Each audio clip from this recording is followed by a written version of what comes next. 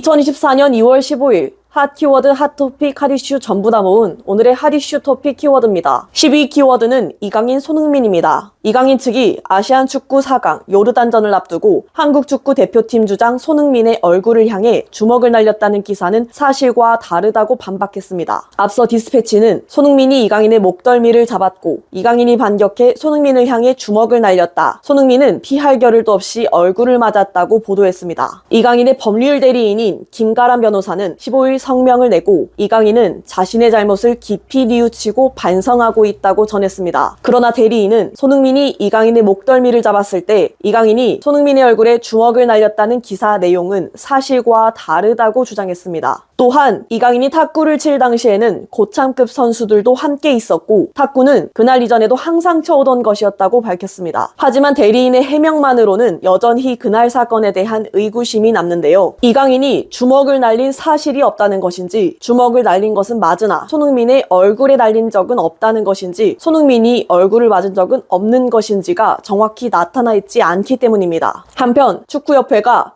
전력강화위원회 회의를 열고 클린스만 감독의 경질이 마땅하다는 결론을 내렸습니다. 이제 정몽규 축구협회장의 공식 발표만 남은 수순인데 협회 수뇌부도 책임에서 자유로울 수는 없다는 지적입니다. 이 사건과 관련하여 2022 카타르 월드컵까지 대표팀을 이끌었던 파울루 벤투 전 한국 축구 대표팀 감독의 이강인 기용 결정이 다시금 주목받고 있는데요. 벤투 전 감독이 카타르 월드컵을 앞두고 대표팀에 합류한 이강인을 초반에 선발 출전시키지 않아 축구 팬들 사이에서 불만이 나온 바 있는데 축구 팬들이 당시를 회상하며 벤투 전 감독을 재평가하는 분위기입니다. 팬들은 벤버지는 다 알고 있었다. 벤버지 이제야 깨달아요. 어찌 그렇게 사셨나요? 스포츠는 벤투 말대로 팀이 우선이 되어야 하는데 선수 개인판이 되어버렸다. 벤투 돌아와요 제발 이라는 반응 등을 보였습니다. 9위 키워드는 전청조. 재벌 3세를 사칭하며 사기 행각을 벌인 혐의로 기소된 전청조 씨가 1심에서 중형을 선고받았습니다. 서울 동부지법 형사합의 11부는 14일 특정경제범죄 가중처벌법상 사기와 공문서 위조 등의 혐의로 기소된 전 씨에게 징역 12년을 선고했는데요. 이번 판결은 대법원의 양형 기준 상한인 징역 10년 6개월을 넘어서는 형이라고 합니다. 전 씨 범죄의 죄질과 사회적 파장 등을 고려해 중형을 내렸다고 재판부는 설명했습니다. 재판부는 중국 소설가 위화의 작품 형제를 언급하면서 소설엔 남자 주인공 한 명이 가슴을 넣었다 뺐다 하는 장면이 있다며 가슴은 물론 성별까지 왔다 갔다 하는 막장 현실은 소설가의 상상력을 훌쩍 뛰어넘었다. 이 사건이 인간의 탐욕과 무력을 경계하는 반면교사가 될 수 있었으면 좋겠다고 말했습니다. 전 씨는 재판 내내 눈물을 보이다 선고가 이루어지자 오열했습니다. 8위 키워드는 플레이브입니다. 버추얼 아이돌 플레이브가 멤버 은호의 과거 자작곡 논란에 명예훼손 경고로 답했습니다. 은호의 본체는 플레이브 결성 전 믹스테이프를 발표한 이력이 있는데요. 문제는 이 믹스테이프에 담긴 일부 수록곡입니다. 수록곡 중 일부 곡에서 여성을 비하하는 내용과 욕설, 범죄를 연상케 하는 내용이 들어가 논란이 되었습니다. 이에 은호의 본체도 믹스테이프는 나의 이야기임과 동시에 픽션이라며 사과문을 올리기도 했습니다. 그러나 이를 한 SNS 계정 운영자가 지적하고 나서자 플레이브 측은 명예훼손을 언급하며 경고에 나섰습니다. 플레이브는 오는 26일 전격 컴백합니다. 7위 키워드는 기보배입니다. 2012 런던 올림픽 여자 양궁 2관왕 기보배가 27년 선수 생활을 마무리합니다. 기보배는 14일 서울